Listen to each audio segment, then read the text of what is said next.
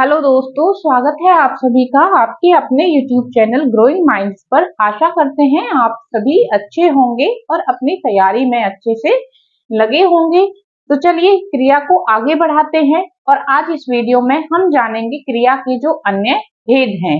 इससे पहले की वीडियोस में आप सभी जानते हैं, अगर आपने वो वीडियोस देखी हैं तो हम क्रिया की परिभाषा, क्रिया में धातु क्या होता है, धातु के भेद क्या होते हैं, अकर्मक और सकर्मक क्रियाएं कौन सी होती हैं और उनके कौन से भेद होते हैं। जैसे सकर्मक का एक कर्मक, द्विकर्मक हो गया, अपूर्ण सकर्मक हो गया, इस तरह से। तो इन चीजों को हम विस्तार से पिछले 2 वीडियोस में कवर कर चुके हैं। अगर आपने वो वीडियो नहीं देखे हैं तो पहले वहां से बेसिक उस कंसेप्ट को कवर कीजिएगा, फिर इस वीडियो को देखिएगा।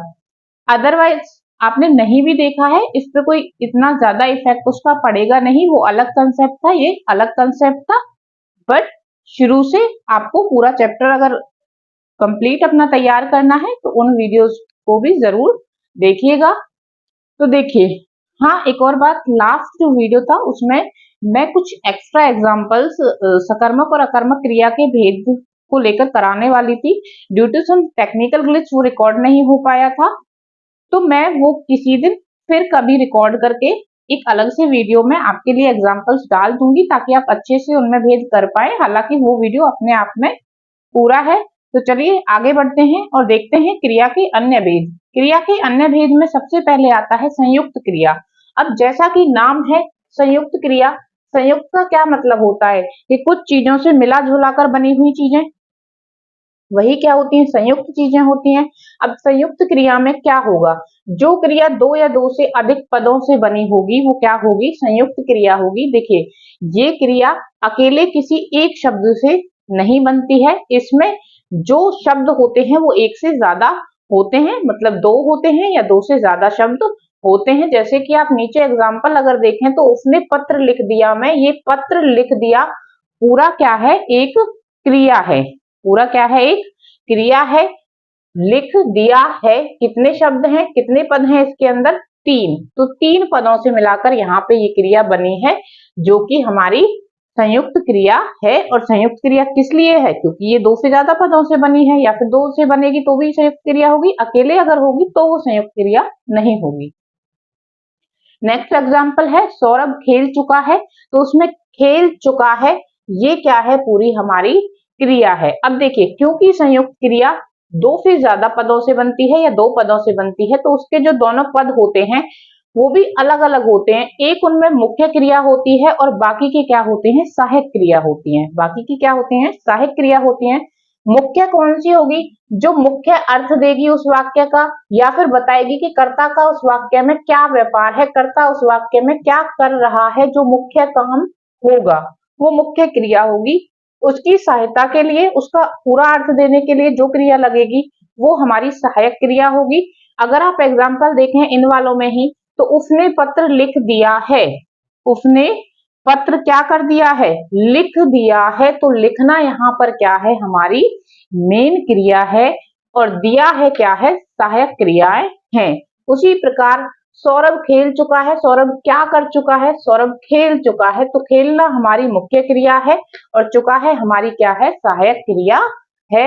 एक और एग्जांपल नीचे मैंने आपके लिए लिखा है, तब मैं पढ़ रहा होऊंगा, मैं क्या कर रहा होऊंगा, उस वक्त मैं पढ़ रहा होऊंगा। तो पढ़ना क्या है, हमारी मुख्य क्रिया है, और रहा होऊंगा हमारी कैसी क्रिया है, सहायक क्रिया है। आई होप आपको मुख्य क्रिया और सहायक क्रिया के बीच का जो अंतर है वो समझ आया होगा। अगर नहीं तो देखिए, कुछ तरीके होते हैं, कुछ पॉइंट होते हैं जिनके थ्रू हम मुख्य क्रिया और सहायक क्रिया में अंतर कर सकते हैं। देखिए किस तरह से, जब आपके सामने एक वाक्य होगा तो एक तो आपने उसमें देखना है कि कर्ता क्या कर रहा है, मुख्य काम क्या है उसका, मुख्य व्यापार उस वाक्य के अंदर क्या है। अगर यहाँ देखा जाए उसने पत्र लिख दिया है, तो इसमें जो मेन काम हो रहा है वो क्या है, दिया है। मेन काम किसी भी एंगल से हो सकता है, दिया है सिर्फ क्या, लेकिन लिखना क्या, पत्र, पत्र को लिखना, क्या किया जा रहा है, पत्र को लिखा जा रहा है। यही मेन काम कौन कर रहा है, कर्ता कर रहा है। तो लिखना क्या है, मुख्य क्रिया, जो रह जाएगा वो सहायक क्रिया। सौरभ खेल चुका है, सौरभ क्या कर चुका है, सौरभ खेल चुका है। जो काम वो कर रहा है सौरभ, वो क्या कर रहा था, वो खेल रहा था। अब जो पूरा हो गया है, तो खेलना क्या है, मुख्य क्रिया है, और चुका है इसमें सहायक क्रिया है। इसमें आप क्या शब्द लगाकर भी अपना क्वेश्चन बनाकर देख सकते हैं कि मेन क्या हो रहा है। एक तो आप देखेंगे कर्ता मेनली क्या कर रहा है, आप क्या लगाएंगे, देखिए उसने पत्र क्या कर दिया, तो उसने पत्र लिख दिया, हमारा वाक्य बनता है उसने पत्र लिख क्या दिया, क्या है। ऐसे हम कोई वाक्य बना सकते हैं, कोई सेंस बनेगा, नहीं बनेगा। तो जहां क्या फिट हो जाएगा वही, या फिर जिस क्रिया की जगह पे क्या शब्द अच्छे से फिट होगा वही हमारी कौन सी होगी, मुख्य क्रिया होगी। जैसे कि सौरभ क्या कर चुका है, या सौरभ ने क्या किया है, तो सौरभ ने क्या किया है, खेल कर चुका है, वो जो उसको खेल खेलना था वो खेल चुका है। तो सौरभ खेल चुका है, सौरभ क्या कर चुका है, सौरभ खेल चुका है। अब चुका है की जगह पे तो आप क्या नहीं लगा सकते, तो इस तरह से क्या लगाकर भी आप मुख्य क्रिया को पहचान सकते हैं। तब मैं क्या कर रहा हूँगा, तब मैं पढ़ रहा हूँगा, तो मुख्य क्रिया क्या होगी हमारी, पढ़ना। तो इस तरह से नेक्स्ट जो सेकंड है वो है प्रेरणार्थक क्रिया। सेकंड नंबर पे कौन सी आती है, प्रेरणार्थक क्रिया। अब देखिए प्रेरणार्थक क्रिया कौन सी होती है, जब कर्ता, जैसे इसमें उसने करता था, सौरभ करता था, तब मैं यहाँ पे करता था। तो जब ये करता, अब इन कामों को तो कर्ता खुद ही कर रहा है, पत्र उसी ने तो लिखा है, खेला कौन है, सौरभ खेला है, पढ़ कौन रहा है, मैं पढ़ रहा हूँ। तो यहाँ पे तो कर्ता अपना काम कर रहा है, खुद से कर रहा है, लेकिन यहाँ पे क्या होगा, जो काम होगा वो कर्ता किसी दूसरे से करवाएगा।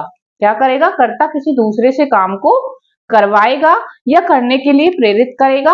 आप एग्जाम्पल से इसको अच्छे से समझ सकते हैं, उसने नौकर से चाय बनवाई। अब उसने यहाँ करता है, जिसने काम को करवाया, उसने काम को किससे करवाया है, नौकर से करवाया है, खुद नहीं किया है, नौकर से करवाया है। तो एक ऐसी क्रिया होगी, प्रेरणार्थक क्रिया होगी।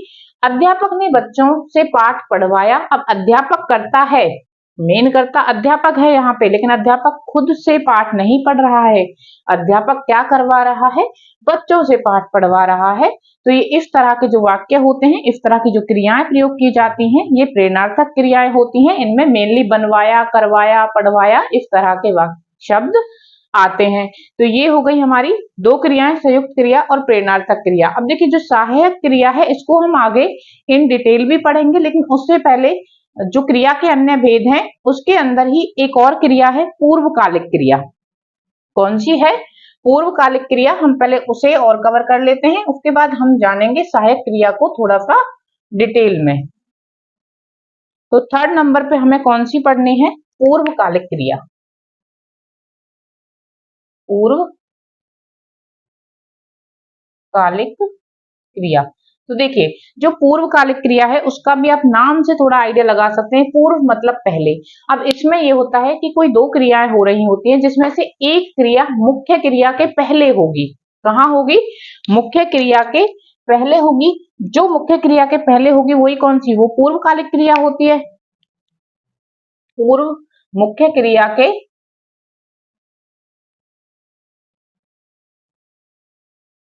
पहले।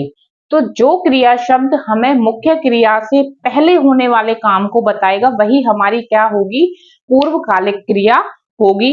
जैसे कि उदाहरण में आप देख सकते हैं, वह पढ़कर यहां आएगा। अब देखिए अगर मैं कहती वह पढ़ रहा है तो पढ़ना मेन काम होता, लेकिन यहाँ मेन काम क्या है, आप सोच कर देखिए कि आपको क्या जानना है। आपको तो ये जानना है कि वह यहाँ कब आएगा, तो जो वो यहाँ आने का, आने वाली जो क्रिया होगी, यहाँ वह जब आएगा तो वो कब आएगा, उसकी क्या कंडीशन है, तो वो क्या करके आएगा, वो पढ़कर आएगा। तो पढ़ना जो होगा वो कैसी है, पूर्वकालिक क्रिया है। कैसी है, पूर्वकालिक क्रिया है। या फिर मैं कहूं वह खेल कर खाना खाएगा। ठीक है, तो यहाँ जो मेन काम है वो क्या होना है, जिसका हमें ये पता लगाना है कि क्या होना है, खाना कब खाएगा। यही तो जानना है ना हमें, खाना कब खाएगा। उससे पहले वो क्या करेगा, खाना खाने से पहले खेलेगा, तो वह खेल कर खाना खाएगा। मैं खेल कर क्या है, पूर्वकालिक क्रिया है। आई होप यहाँ तक आपको समझ आया होगा। अब इससे नेक्स्ट हम पढ़ेंगे सहायक क्रिया के जो भेद होते हैं, क्योंकि देखिए सहायक क्रिया जो होती है वो किसी भी क्रिया में उस क्रिया के पक्ष, वृत्ति, काल या रंजकता को दर्शाने के लिए प्रयोग की जाती है। तो उसी को हम विस्तार से जानेंगे। सबसे पहले जानेंगे पक्ष। पक्ष क्या होता है? देखिए, जो क्रियाएं होती हैं वो एक जगह से, एक पॉइंट ऑफ टाइम से शुरू होती हैं और कहीं पर जाकर खत्म होती हैं। तो उनको शुरू होने से पूर्ण होने में एक समय लगता है और उस समय में जो उसकी अवस्था का बोध कराते हैं वो पक्ष होता है। किसकी अवस्था का? उस क्रिया की, कि वो क्रिया किस प्रकार से चल रही है, उसकी प्रक्रिया या प्रगति या फिर उसकी जो अवस्थाएं होती हैं उस टाइम के बीच में, उसका जो बोध कराता है वो क्या होता है? हमारा पक्ष होता है। तो पक्ष के बेसिस पे ही जो सहायक क्रियाएं होती हैं वो इस तरह से बांटी गई हैं। पहला है आरंभ घोतक। अब देखिए क्या पक्ष घोतक हो सकता है क्रिया का? ये कि वो शुरू हुई हो, वो खत्म हो चुकी हो, वो हर रोज होती हो, उसका अभ्यास किया जाता हो, उसमें प्रगति हो रही हो, वो बढ़ती जा रही हो, इस तरह से हो सकती है। तो देखिए जानते हैं आरंभ घोतक, वह पढ़ने लगा है, उसने ये काम करना शुरू कर दिया है। तो आरंभ घोतक जो पक्ष होता है, आरंभ घोतक जो पक्ष होता है वो क्या दिखाता है? कि वह अब पढ़ने लगा है, उसने पढ़ना शुरू कर दिया है। पूर्णता घोतक, वह पढ़ चुका है, मतलब यह क्रिया पूरी हो चुकी है। ये हो गया पूर्णता घोतक में। सातत्य घोतक, वह लिख रहा है, मतलब अभी वह क्रिया चल रही है, शुरू हो चुकी है लेकिन खत्म नहीं हुई है। तो कौन सा? सातत्य बोधक, सातत्य घोतक पक्ष होगा। प्रगति, जब उसमें कुछ इंक्रीज होता जा रहा होगा, कुछ बढ़ता जा रहा होगा, वो पहले से बेटर होती जा रही होगी, तो प्रगति घोतक, उसकी आवाज सुरीली होती जा रही है। अभ्यास घोतक, जब आप किसी चीज को प्रैक्टिस करने लगते हैं, जैसे कि इसमें है कि मैं पढ़ लिया करता हूँ, अब मैं पढ़ लिया करता हूँ, मैं लिख लिया करता हूँ, मतलब मैं लिखकर देख लिया करता हूँ, इस चीज का अभ्यास कर लिया करता हूँ। नित्यता घोतक, जब कोई क्रिया डेली की जाती है, रूटीन से नित्य करने का किसी काम को बोध होता है जिस क्रिया से, वो नित्यता घोतक पक्ष होता है उसका। वह सवेरे सैर पर जाया करता है, तो ये जाया करता है, किया करता है, इससे क्या होगा? नित्यता का बोध होगा। तो ये जो शब्द आपके सामने लिखे हुए हैं ये कहीं ना कहीं इनकी पहचान होते हैं। जैसे करने लगा हूं, मतलब शुरू कर दिया है, चुका हूं, पूरा हो चुका है, रहा मतलब अभी भी चल रहा है, जा के साथ जब रह रहा है, रहे है, रही है, ये रहती आएगा तो वो किस में आएगा? प्रगति बोधक में आएगा। कर लिया करता हूँ, लिख लिया करता हूँ, पढ़ लिया करता हूँ, ये किस में आएगा? लिया प्लस कर, अभ्यास घोतक में। नित्यता में ता, पृथ्वी सूर्य के सॉरी हाँ, पृथ्वी सूर्य के चारों तरफ घूमती है, तो ये ता है। वह सवेरे सैर पर जाया करता है, वह घूमने जाया करता है, तो ये ता है, ती है, किसकी पहचान है? नित्यता घोतक की पहचान है। जिस प्रकार से ये पक्ष का हमें बोध करा रहा था, उसी प्रकार वृत्तियों का भी बोध कराता है कि वो काम, वो क्रिया किस तरह की जा रही है, उसके पीछे वृत्ति क्या है। इच्छा घोतक है, इच्छा उसके ऊपर छिपी हुई है, व्यवस्था में हम उस काम को कर रहे हैं, एबिलिटी है हमारे अंदर उस काम को करने की। और एक संदेह घोतक कि वो काम हुआ है या नहीं हुआ, वो हमें एग्जैक्टली नहीं पता। इच्छा घोतक में देखिए वह सदा सुखी रहे, तो इसकी पहचान होती है, रहे, करें, आप जीवन में अच्छा करें, तो ये इच्छा घोतक में आएगा। व्यवस्था घोतक, मुझे पढ़ना पड़ता है, मेरी मर्जी नहीं है, मेरा मन नहीं है, लेकिन मुझे ये व्यवस्था पूर्वक करना पड़ता है, मुझे लिखना पड़ता है, मुझे जाना पड़ता है, मुझे खेलना पड़ता है, तो ये किस में आ जाएंगे? व्यवस्था घोतक में पड़ता है।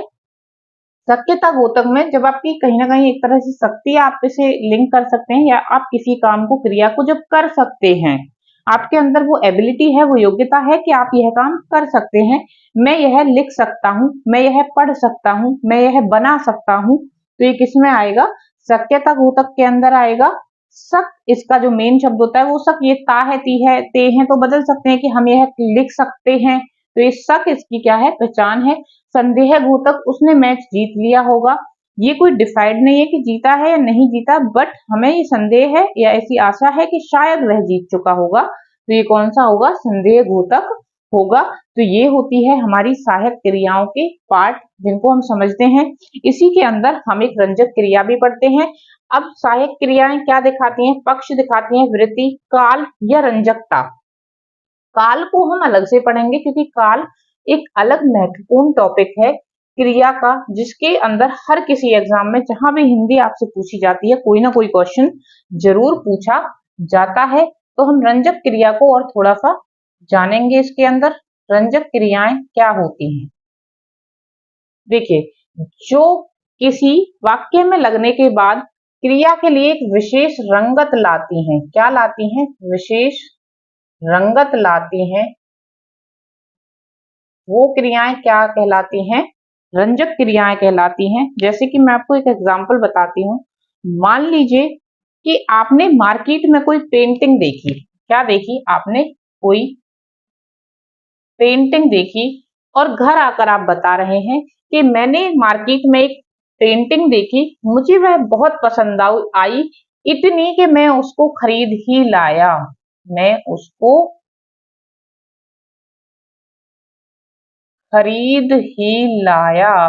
तो ये जो मैं उसको खरीद लाया नॉर्मल सेंटेंस लगता, लेकिन जब इसमें ये ही लग गया, मैं उसको खरीद ही लाया, तो ये ही लाया क्या बन गई? हमारी रंजक क्रिया, जिसने एक अलग मूड इस वाक्य को प्रदान किया। उसी प्रकार आप एक और सेंटेंस देख सकते हैं कि घोर अत्याचार देखकर मेरा मन चित्कार कर उठा। तो मेरा मन चित्कार कर उठा, जो ये उठा शब्द है पीछे, ये इसमें क्या ला रहा है? एक अलग रंगत ला रहा है, एक अलग फोकस ला रहा है। तो ये कैसी क्रिया होगी? उठा रंजक क्रिया होगी। कैसी क्रिया होगी? रंजक क्रिया होगी। इसी तरह से मैंने खाना खा लिया। अब मैंने खाना खाया एक नॉर्मल सेंटेंस है, खा लिया, जब इस लिया पे जोर दिया गया तो ये लिया कैसी क्रिया बन जाएगी? हमारी रंजक क्रिया बन जाएगी। ये बहुत ज्यादा महत्वपूर्ण टॉपिक आपके लिए एग्जाम पॉइंट ऑफ व्यू से नहीं है, बस थोड़ा सा इसको समझ लीजिए कि जिस शब्दों से थोड़ी सी क्या हो, विशेष रंगत, विशेष मूड एक वाक्य में बनता हो, वो क्रियाएं कैसी क्रियाएं कहलाती हैं? रंजक क्रियाएं कहलाती हैं। तो आई होप आपको ये समझ आया होगा। तो ये वीडियो यहीं पे हमारी पूरी होती है। नेक्स्ट वीडियो में मिलेंगे अपने नए टॉपिक काल के साथ में। तब तक के लिए अपना ध्यान रखिएगा, अपनी तैयारी करते रहिएगा। मिलते हैं नेक्स्ट वीडियो में। अगर आपको वीडियो पसंद आया हो तो प्लीज वीडियो को लाइक कर दीजिएगा एंड चैनल को सब्सक्राइब कर दीजिएगा। Thank you.